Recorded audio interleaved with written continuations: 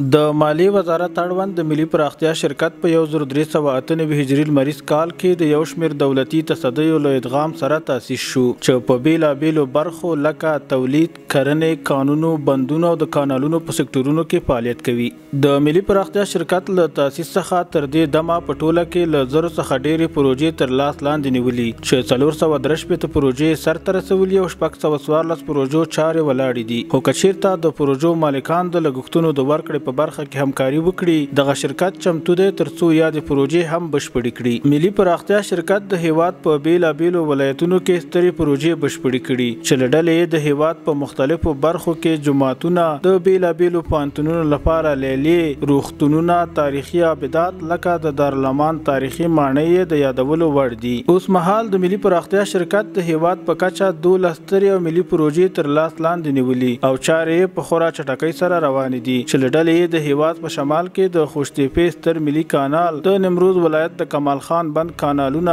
د تخار ولایت د نمکاب کانال، د زابل ولایت د تورې بند، د ملي پراختیا شرکت د دفتر مرکزی ودانۍ، لالاس توګنیز ښارګوټی او د ځینو نورو پروژو رغنیزې چارې روانې دي. د یاد شرکت له لوري د هیواد په شمال کې د خوشتېپې ستر او ملي کانال رغنیزې چارې په خورا چټکۍ سره روانې دي چې تر دا مهاله یې د لومړي فاز چارې 8.10 سلنه بشپړې شوي دي. اوس مهال په دې کانال کې 3490 ماشینري او 5500 کسان په کار بوخت دي چې تر اوسه یې څه باندې 3 میلیون متر مکعبه کیندنه بشپړه شوې ده. کانال د خوشتېپې دا یو ملي کار ده د ټول افغانستان او د افغانستان د ملت لپاره چې یو شمېر افغانانو